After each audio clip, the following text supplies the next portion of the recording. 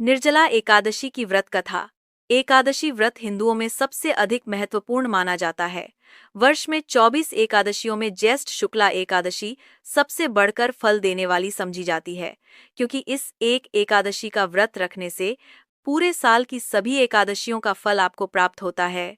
इसे पांडव या भीमसेन एकादशी के नाम से भी जाना जाता है। आइए सुनते हैं निर्जला एकादशी की व्रत कथा। एक बार पांडवों में सबसे शक्तिशाली भीमसेन ने व्यास जी से कहा, हे परम बुद्धिमान पितामह, मेरी बात सुनिए।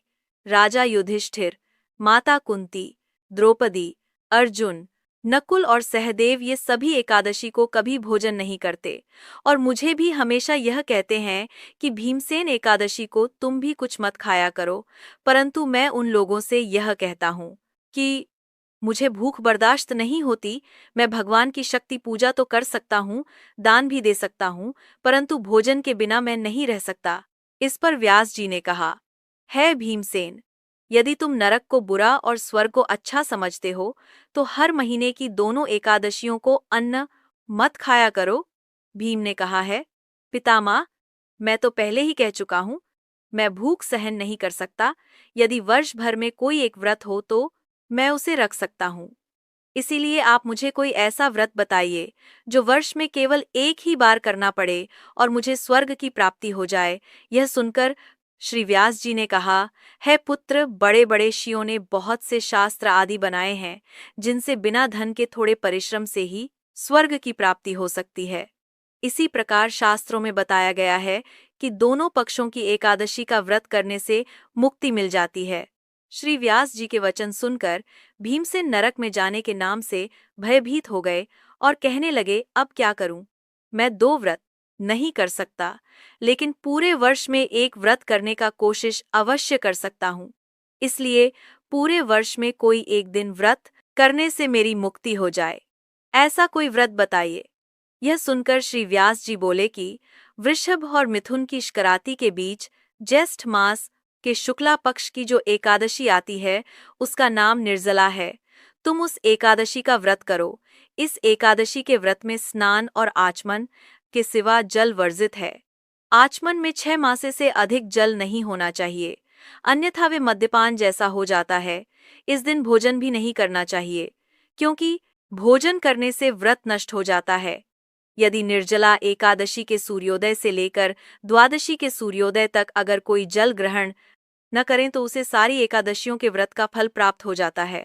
द्वादशी को सूर्योदय से पहले उठकर स्नान आदि करके ब्राह्मण को दान देना चाहिए।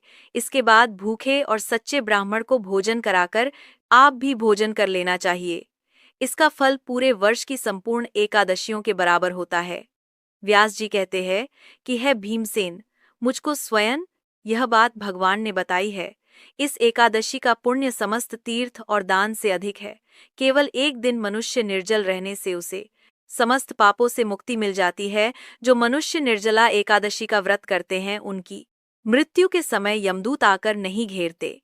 उन्हें तो भगवान के पार्षद पुष्पक विमान में बिठाकर स्वर्ग ले जाते हैं। अतः संसार में सबसे श्रेष्ठ निर्जला एकादशी का व्रत है। इसलिए पूरी श्रद्धा के साथ इस व्रत को करना चाहिए।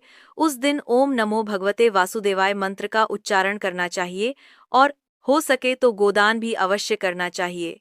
इस प्रकार श्री व्यास जी की आज्ञा अनुसार भीमसेन ने इस व्रत को किया। इसलिए इस एकादशी को भीमसेनी या पांडव एकादशी भी कहा जाता है।